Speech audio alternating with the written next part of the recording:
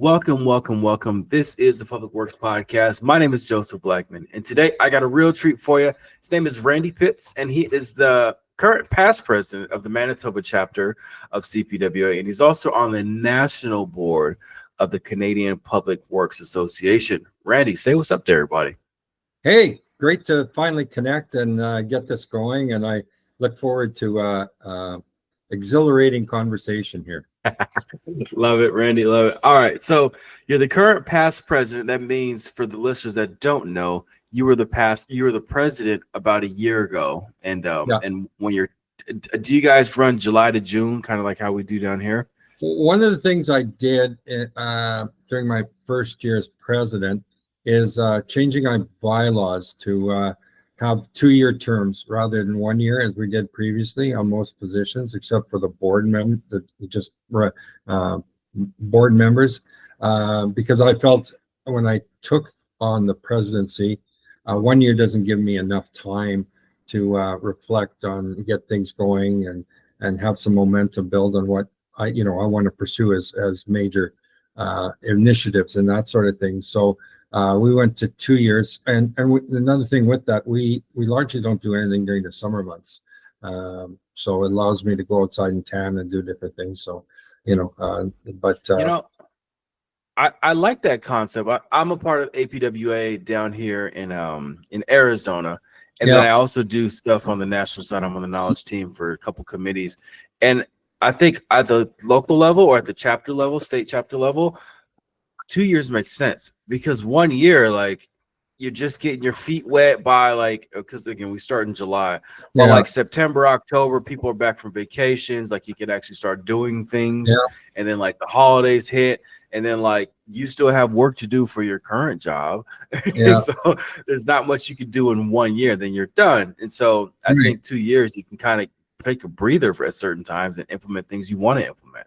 Yeah, well, the one thing that impacts 3 other positions, because it impacts the president-elect who's on for 2 years, and like I'm in right now, past president. So once you commit to getting into that role of president, you got a 6-year term, really. I mean, because you're starting off, and it's great to have that 2 years also for a president-elect, to give him some coaching and mentoring and ability to wind up and grow some before he has to step in the shoes, right?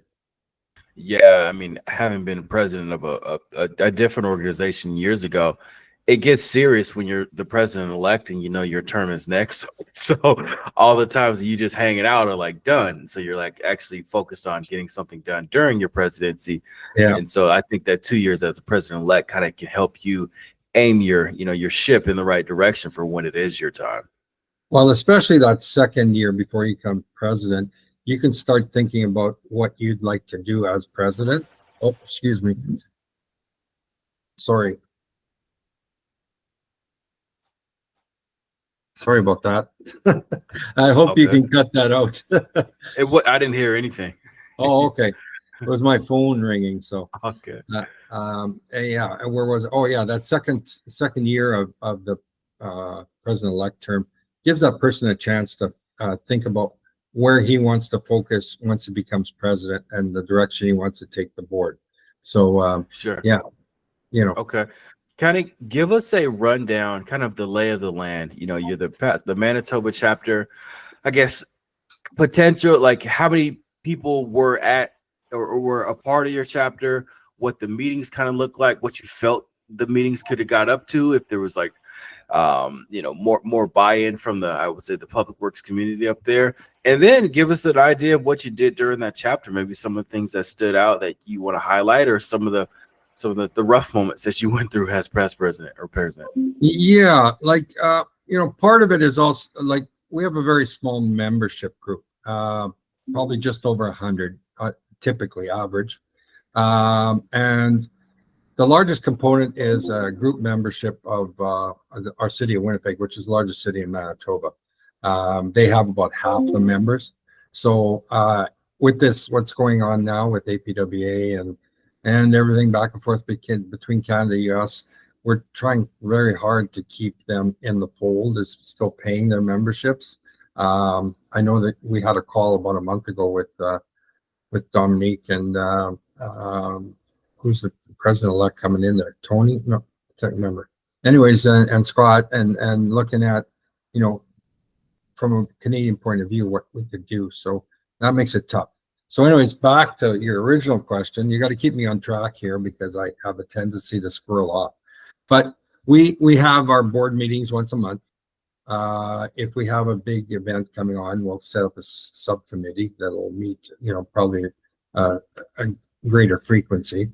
Right now we're struggling with board members. We just recently had three resign from the board, so we're looking for getting more board members, and it's a big commitment, especially if you're working, you know, for the time. And I know when I was president, I told our president-elect, who's president now, that I was spending probably 4 to 5 hours a day on stuff, you know, and trying to get things going because there was a lot of outreach that I was doing. So part of that was building the strong relationships. I got to because I worked for the Manitoba government in transportation for quite some time, and I have a lot of relationships that way. So through the Minister of Transportation, we're able to build on a network. We got them to join as an associate members. So we have 10 from the department, which was huge. For the last 3 years, we've been getting them to do a proclamation for Public Works Week, which again is huge. And we're getting support from government on that sort of thing. So hopefully we can start messaging that out on, you know, on a broader basis and that sort of thing. The other one is I established a relationship with our Association of Manitoba Municipalities. That's all the elected officials from all the municipalities in the province. And we made a commitment verbally that they have a convention twice a year, that we would provide professional development during that time and give them an opportunity to not necessarily have the people attending the conference, but have their public works professionals attend the development and also be able to attend the trade show that's associated with the conference.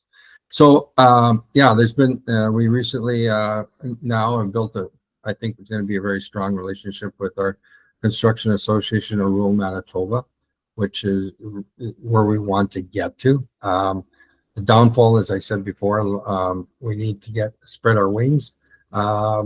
Largely what had been done over a long time was focusing in the city.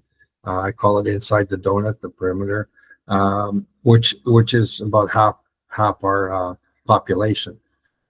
My focus has been developing outreach into the municipalities to give them, rather than them come to us, we got to go to them because they don't have much money, and you know, the guys doing stuff are having 2, 3, 4 hats on at the same time. So we want to support that. So that's just a few things I've been working on, along with figuring things out on the national board with that group and how we can influence government in different ways. So that's where it is. I would say most chapters are having issues with membership in general. You know, like anywhere in the country, anywhere probably in the world, most nonprofits are having issues with just getting people to show up. Why do you think that is? My thoughts are it's the generational shift. A lot of the youngsters out there like, why should I go sit in for an APWA meeting or a CPWA meeting? You know, it's the middle of the week, middle of the day, middle of the week. It takes 2 or 3 hours. You still got to spend 40 minutes to get there. What do I get out of it? Does it increase my salary? Does it increase my standing with certain contracts and stuff? So what have you guys done to kind of, I would say, keep that demographic ignited, and then also, you know, make sure you backfill for when people like Randy Pitz leaves? Well, I think part of that is getting that younger generation on the board. Our president-elect coming up, he is a real firecracker and works for the city, and he's a go-getter and really good head on his shoulders. So, I mean, if you get those kind of people that can instill that energy on the younger people. The other thing is, you're right, things have changed out there substantially. Now there seems to be a lot more presence of acknowledgement of time. And I think I've said this for a long time, the biggest excuse now going is that I'm busy. And we know we aren't busy because we can shift whatever we want, whenever we want, change priorities and reflect into that. So they have to see value out of it. The other thing is organizations are not necessarily now paying for memberships, which was big when companies or organizations paid. Then it's not coming out of my pocket, right? And if the organization or company doesn't recognize the value of being a member, and the person has to pay for themselves, well, why am I doing it? It doesn't do anything good for me, for the company. I mean, for myself within the company. So those are all factors there. But I think the biggest thing is our culture has become so busy by excuse that everybody finds a reason not to do this or that, and they want to get time out for themselves and their families, right? So yeah. So- Whenever somebody tells me that they're too busy, it's usually them telling me like that's not important enough. Yeah, or I don't want to do it. Yeah. For sure. That sort of thing. So those are things there, but I think we got to step up more and show real value for what the membership gives you. And a lot of people I talk to are saying, like even the first, well, it's a great break with the first year membership. And I says, you can sign up for 2 courses and you save your membership right there. That sort of thing. Now, we're trying to do more with putting in membership rates for our courses and conferences and stuff like that. So that hopefully encourage. We 2 years ago, we ran the winter maintenance certificate courses for supervisors and operators. And what we did is we put in, for the supervisors, put in a membership in the registration fee. So it was all in one. That was an idea I got from Jill. So it seemed to work quite well. It just, now we got to chase them to make sure they renew, right? So that's a big thing. And I think we finally recognize as a board, we have to have some individual in charge of membership, both following up on expiring memberships and getting new members and so on, so that there's that. The other thing is missing is the contact to the members, right? You're not, yourself, if you don't keep a contact and a relationship, they'll forget about who you are, right?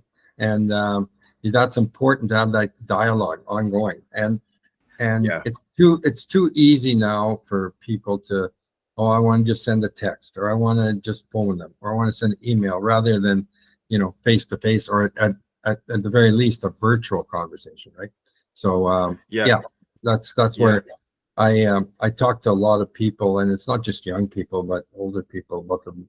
Again, this gets to the value of building your network and your relationships, is that you got to start off by having conversation. You don't know if you're ever going to do anything with them. They know you now, you know them, and then you might run into them in another event or something, and you say, hey, do you guys do this? And they say, yeah. And so, well, let's talk about putting something together, right?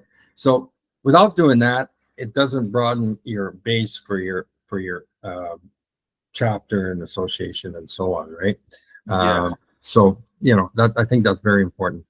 No, you're hitting it on the head. Like, there's an organization I was a part of that they had a budget for like the membership share to take the new members out to lunch, and it might be a new member once every month, maybe sometimes 2 a quarter.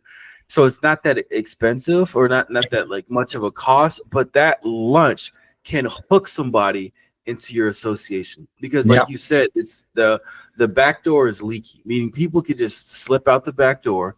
Nobody calls them, nobody texts them, nobody knows, because again, like, how many people join these associations and nobody like actually welcomes them in and like gets them working. So if they're just sitting in the audience and they come for 3 events and then they take off and nobody knows, that happens all the time. But if we can like start taking people out to lunch, get them working when they show up, that kind of stuff is what sinks the hooks in and keeps people engaged. Because again, when I don't feel like people know me, or when I'm not cherished or loved, it's easy for me to just walk out and not thinking anything of it. Well, you're also showing that you value them, right? And that's important in whatever you do, is showing that you value the investments that people do, that the time they commit, and then just acknowledging what they've done. Like our president-elect had written an email to the board about getting some funding for himself, and we're not doing it because we're kind of low in the wallet right now. But I phoned them this morning and said, Keenan, you did a great job. I was really impressed with how you articulate yourself in the submission, all this kind of stuff. I think that's great.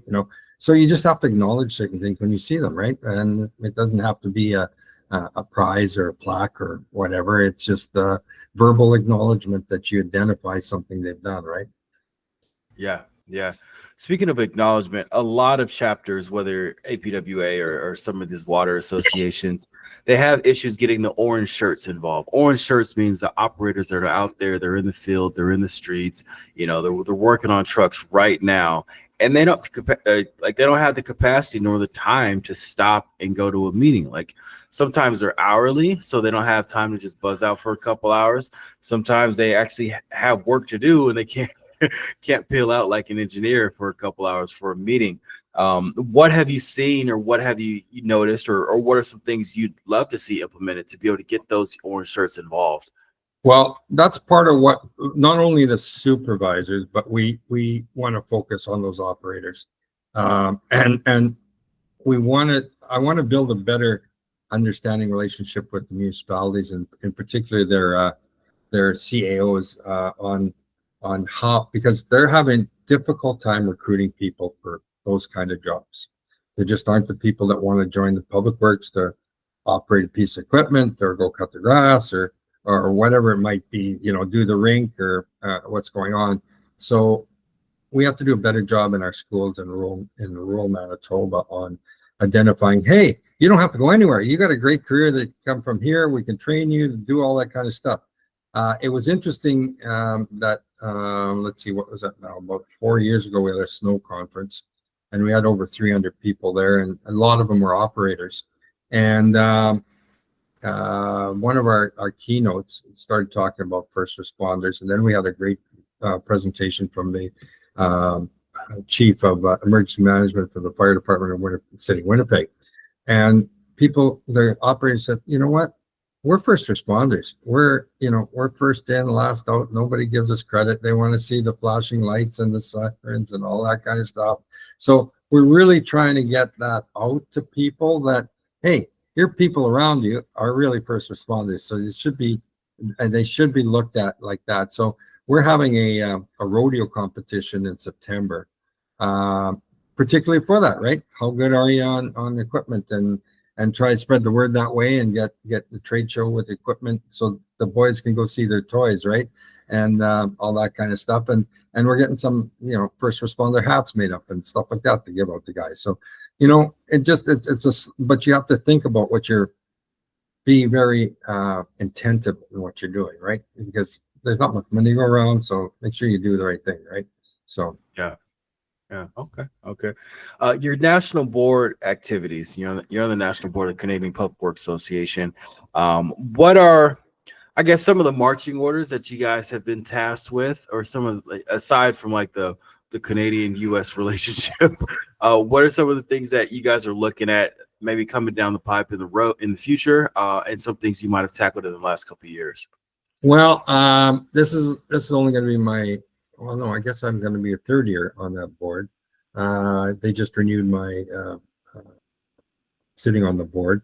But the one thing I find difficult with that is we're lobbying, and we're doing stuff with the federal government and meeting with as many ministers as we can, but usually that doesn't happen, but their senior staff, and talking about everything from water quality to first responders, construction, all that kind of stuff, and meeting with them and trying to influence that. We just got a submission that our consultant that's working for the board in Ottawa put together about a pre-budget submission on what we see as priorities going forward once the government puts their budget forward. But I've had numerous discussions with Scott, Grayson, and governments run differently here than in the U.S. We need to be lobbying the provincial governments and the municipal governments because 70 to 80% of funding comes through that avenue. Not like with you guys, where you got strong lobbying at the federal level. Feds put a lot of money into infrastructure, and it's a different animal, right? So we got to turn that a little bit and cascade. Start at the bottom and cascade up. So when we go meet with the federal guys, that we have a better picture on what, we don't just make assumptions on what the priorities are or thoughts on what we're trying to do. We actually have that actual input. So it makes it more valuable going on that. And great bunch of people on the board. That was another networking opportunity, meeting people from different chapters across the province. I seriously would like to see a Canadian region, and where all the provinces are dialoguing. Same as right now, it's a vertical thing through one province into the states. I think we get a lot of value, especially now with the direction our federal government's taking with being able to move across Canada, with working wise, all that kind of stuff. So that'd be a great connection, right? You can see where that's headed, and you can maybe input a little bit more with that. So that's one of the topics that were brought up at the recent phone call we had with your executive, and hopefully they're listening. I think it's an important step to take because of the difference in cultures, right? And the biggest thing was, I don't know if I can say this or not, was the DEI thing. So it's ingrained in Canada. We can't drop that because that's who we are. And it's unfortunate, but maybe if we try and build some kind of separation between Canadian Public Works and APWA, and maybe we're still part of APWA, but we're run as a CPWA, right? And and maybe we collect the dues. Like, this is way out there, but maybe we collect the dues and then submit it on a whole package to APWA, so that when we're going to Joe to sign up for membership, and he got to get his company, it shows it's Canadian Public Works Association is paying it. Exactly. So those kind of things is that, you just, there's important things on both sides, but you got to be able to have dialogue and come up with the best answer, right? And so, but there is value in changing some things up. So. Yeah. No, I mean, I like your ideas. The DEI thing was kind of a head scratcher. Like, I understand the federal government in America, they wanted to do away with it. But I was scratching my head of why APWA was so quick to just and I mean, neither here nor there, like, why, but it was a head scratcher of why they were so fast. Well, the message we got is because they're worried about losing funding and stuff like that. So I don't know. I mean, I'm not part of the circle, so I didn't know we got funding from the federal government anyways for an association. I thought it was dues and like conferences is what funded it, but maybe I don't know. Well, if you don't know, I sure don't know. No, that's way above my pay grade. No, I like your ideas on having the CPWA. You collect all the dues, because again, these companies are like, why am I paying for my 5 to 1 employee to this American entity that we don't know what we get from it? Like, what do we actually get? So that's an often asked question. What do we get out of it? Even just on an individual membership. So we got to do a better job of articulating that and marketing that, right? So people are aware of the value of that, and then even more of the value if they start participating, also, not just joining. So, but you don't, things aren't done overnight, and they didn't get here overnight, and they won't get changed overnight. So you got to work slowly, incrementally, right? Yeah. So let's talk a little bit more about Randy. Give us kind of your career path of like what got you into the industry, because to be a past president of a local chapter of CPWA, like, you have to have been in the industry and like know what you're talking about. So give us your career path, kind of what led you up to Public Works, what got you into it, and then go ahead. Yeah, like looking at my hair and stuff, I won't go too far back, and not back to when we made the round wheels and got better, but I started with it used to be called highways, then it was highways and transportation, and then transportation infrastructure. Name changes all the time, particularly on government changes, right? And I was with them for over 37 years. It was a great career. I started off in, I'm just a civil technologist. So I started off as just doing testing and quality control and that sort of thing, and worked my way up to a supervisor role, then a director role in that, and then two branches were amalgamated, and I had that whole thing. I also became the first non-engineer director in the department. So I felt pretty good about that, and so I had a very strong group doing everything from quality assurance, supporting CAD, supporting survey. We had a training which non-technical people were able to take to improve themselves. I did all the dispute resolution when it got up to the owner's level of contractors in construction jobs, that sort of thing. And then it was like a Monty Python moment where I got asked, would I like to work on this startup group, transformation innovation group? And I said, well, I'll apply for it. I just don't want, people to think that I was given something, right? So they said, no, we're not applying. We're not going to put it out there. We want you to take it. So reluctantly, it took me a couple months to decide, because I enjoyed what I did and I had a very strong group, and doing a lot of things, with construction industry and everything across the province. And at one time, I was part of our Red River Community College advisory board for civil technology and different things like that. So I finally took the job, and it was doing setting up strategic planning, communication frameworks, change management frameworks. We had a leadership development that we're trying to get off the ground for supervisors, managers, and executive, like a cascading thing as they increased in their positions. So it was very exciting. And one of the things that really made me sit back and think, when I finally got 3 permanent positions, there was only 6 of us in the group, 3 permanent positions, that people I hired, 2 of them had MBAs, and another guy had a degree in education and computer science. And I remember I had an assistant deputy minister with me on the board, and then director of HR. I said, what the hell did I just do? Putting this out there. What am I going to do? Talking to these people. But it was amazing how well that worked out. It's like, the street smarts with the book smarts, and everybody had an understanding. We had a great dialogue within the group of coming up with solutions, right? We'd be very, I wouldn't say confrontational, but we did have some discourse and dialogue, the whole schmear there, and came up with things. So it worked out so well. And then as people left, I talked to them, and they said, no, it was the best experience I ever had. I learned a lot and all that kind of stuff. So it's good.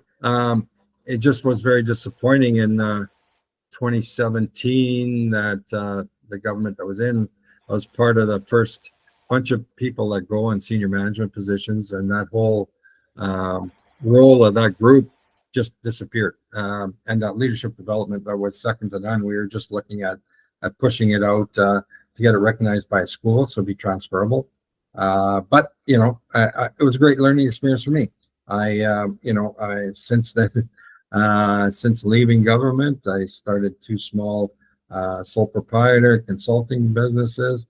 I did a lot of work on the change management and doing contracts.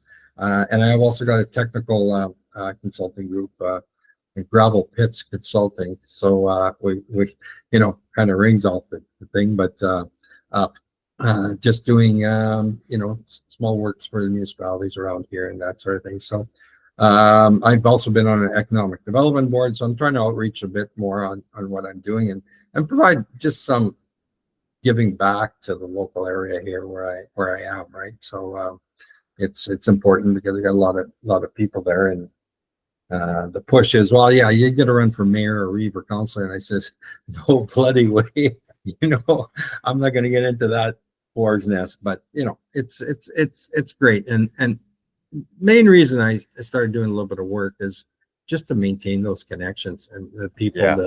that I value. And if you just drop everything, you either have to build a whole new circle or you go silent, right? I mean, there's a lot of stuff that you can still provide value to people, whether it's friends or family or organizations. And at one time when I was doing that leadership development, it was one of the consultants I was working with, I think, said, your last 40 years aren't really everything that you have to pass on.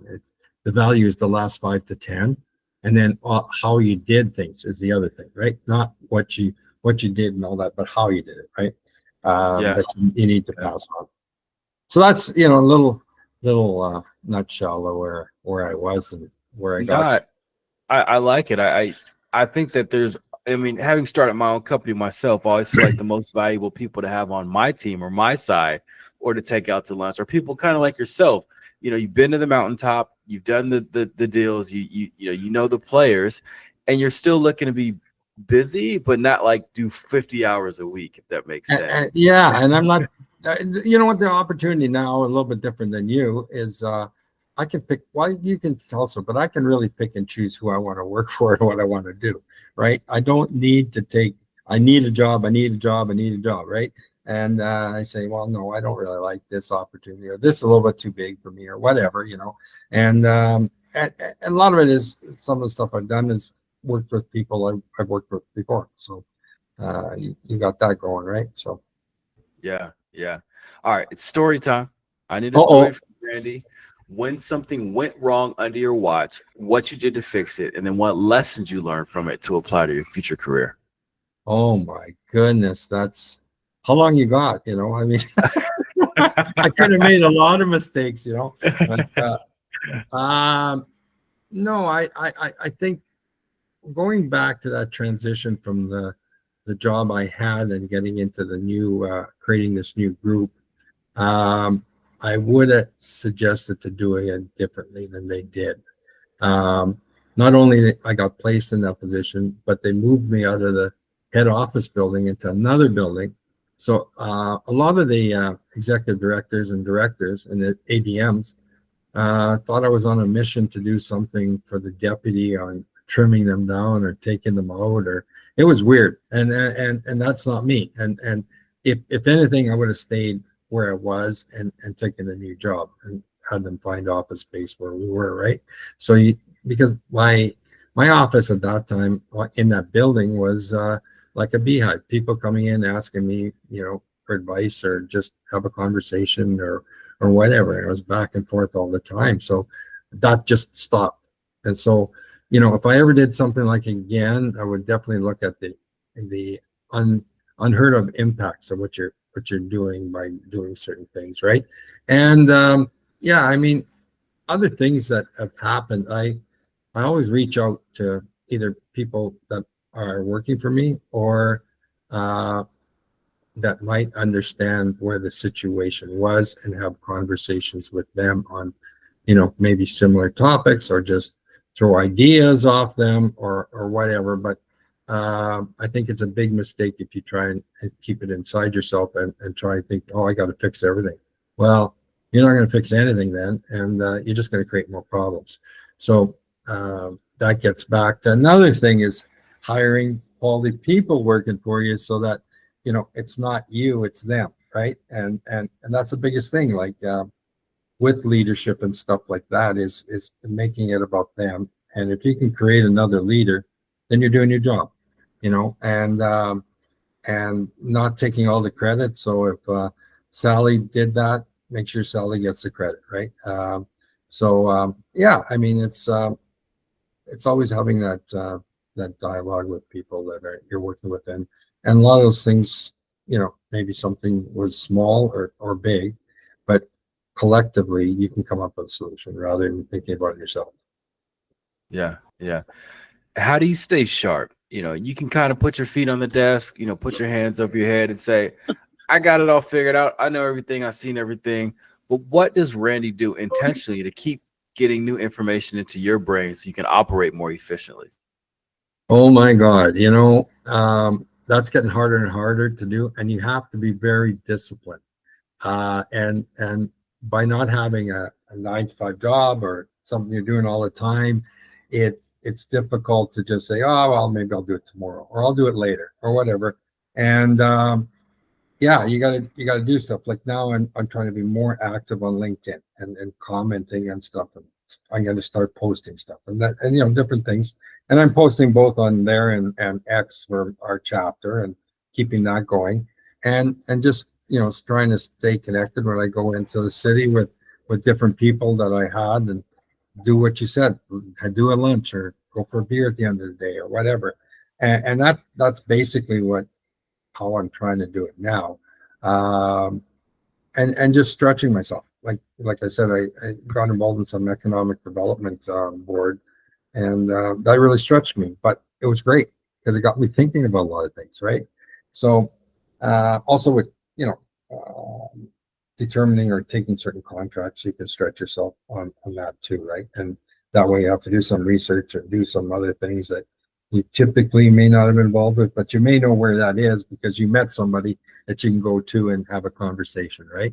So that's what I'm doing. But as retirement comes along and you start doing some things, it makes it more difficult because you can get in habits that are, just take you down. And then if you're not current or not visible, you're going to lose the ability to get anywhere or do anything, right? So it's it's a different challenge than somebody that's working, because you can go and take a course, or I guess I could do that too, but it's not first thought on my mind, right? So yeah, hopefully that gives you an idea. No, it does. It does. I mean, like, again, working for myself, you can kind of develop whatever habits you want, and humans, we take the path of least resistance. So I can only imagine at the end of your career, kind of where you're like, well, I want to golf, or I want to, do my woodworking, but I also want to make a little money on the side. And which one's going to take precedent over the other? Yeah. I mean, you can go work at Walmart or the grocery store, pump gas, and it's probably not going to be very rewarding, right? Although you get to see, get to be a smart ass. Would you like a cart with that, and stop the person and talk to them for 15 minutes? Yeah. It's not quite the same. So Yeah. What would you say is a misconception about, I guess, who you are and what you do? Like when people ask you, so Randy, what are you doing nowadays? And you kind of tell them, what do you think they think, you do? I think, and I'm not trying to be conceited, but I think I've got a very good reputation around every aspect within this industry, and building that out more. So that's where it's important to stay in touch and meet new people and find out what their pressure points are and how we can maybe help, especially in the public works world in rural Manitoba. There's lots of challenges that way. So I think people respect if they ask me something, that I think they value my opinion. At least I hope they do. And that I think I don't know. I don't want to beat my drum. I'm not that kind of person, beat my own drum and stuff like that. But I think I'm respected around the area and in the province and that sort of thing. So that takes, again, that doesn't happen overnight. That goes with building all those things and recognize for what you've done and different things. And that leadership development work I did, and I still stay in contact with the 4 consultants that helped me build that out. They're small consultants too, so that helped me also. One of them helped me get my certified management consulting designation. So, it's surprising where things lead sometimes if they're there, and if you hadn't made connections, they're not there, right? So, yeah. Okay.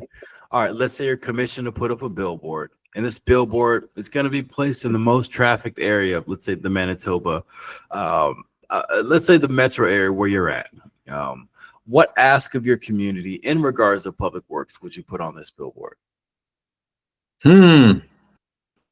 That is interesting question. Thanks for, hopefully that's the last one that you're asking me. But so a billboard about public works, is that what you're saying? Yeah, you're asking, it's something that you want from the community, from the ratepayers, in regards to public works. Okay. I think I would put a thing up with a picture of public works people in the field, like, actually doing something, and say, we're here. You don't see us, but we help you out on your everyday living. So we, anything you can, well, no, I don't want to do that, but we just ask to be recognized for the value we contribute. Something like that. Just thinking off the top of my head, but I think it's that's the biggest thing. Like public works people nobody sees them or values them until something's wrong. My road is blocked, my water isn't running, my garbage isn't picked up, whatever. Then they know who it is and they go yell at them, right? But if everything's running smooth, which it should, right? Because you got professional people running it, you still have to, if you see them on the side of the road, hey guys, I appreciate what you're doing, great job. Simple as that, right? Instead of, what the hell are you guys doing leaning on that shovel, right? For sure. All right, Randy, I always like to leave a space on the show for you to thank mentors that you had along your journey. And then I want you to give a word of inspiration and motivation to your fellow past president or even APW or CPWA counterparts across the country. Oh, wow. Geez, I thought it was going to get easier, not all these tough ones, I think I got one person that was very, very valuable to me in building my career throughout the transportation world within government. He was my director, and I got opportunities. He valued me, and we didn't have a geotechnical engineer at one time, and I was doing some geotechnical work with him, and so he gave me opportunities to build out to where I got to. By giving me those chances and learning different things, and I was able to contribute that way. And it also helped me expand my brain capacity on different things. So what was the other one? And then what do you say to keep your counterparts inspired and motivated? They're part of CPWA. They're fighting the same battles you're fighting. They're in the trenches with you. What do you say to them? I think I want to contribute from where we are and say, here's the challenges we got, and here's something we might have done, but what have you done? Can you help us out with this different program? We're working closely with Saskatchewan and some things and different things, but it's just recognizing them who they are, and then that varied experience that you're not going to get unless you talk to them. And it opens the door by being on the national board, because now I'm talking to people across Canada rather than across Manitoba. So if there's stuff I can bring back to the local levels and to my chapter, that's great. Any conversations I have, that's great. We have a huge First Nation community here that we need to build out, and I'm trying to build a relationship with them, and I know they have their different stigmas, we have ours, and I would like to get them to see if we could develop a branch within the First Nation community that has a representation on our board, but they're actually running it to what they feel. And I know that's a lot of their issue is they get into something and they think they're being told what they need to do, rather than taking ownership and responsibility. And that's big in whatever you have, is making sure you have ownership of what you do and responsibility, and acknowledging, hey, like, a couple of questions ago, I screwed up. It's not a bad thing. Failure is something like the first attempt in learning, right?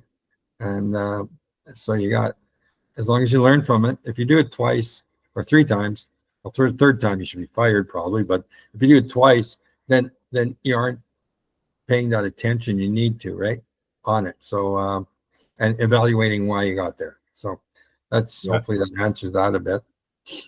All right, this is the most important question you're ever going to get asked in your whole career. Oh, all right, Randy. Let's say I'm coming to your area of Manitoba, and what city are you in? proper? Or? I'm in rural Manitoba. Actually, I'm on I got a cabin on the border of Manitoba, Saskatchewan. My kids are in Winnipeg. Okay. And I'm in Regina a lot. So, between those areas, I tell people I'm on the road a lot, so people have trouble finding me, Yeah. so they're chasing me. Well, let's say Winnipeg. Let's say I'm coming to Yeah. Winnipeg. You're in Winnipeg, and I text you ahead of time. I say, Randy, where can I go to get the best burger in Winnipeg? Where are you going to send me? Holy, there's a lot of them.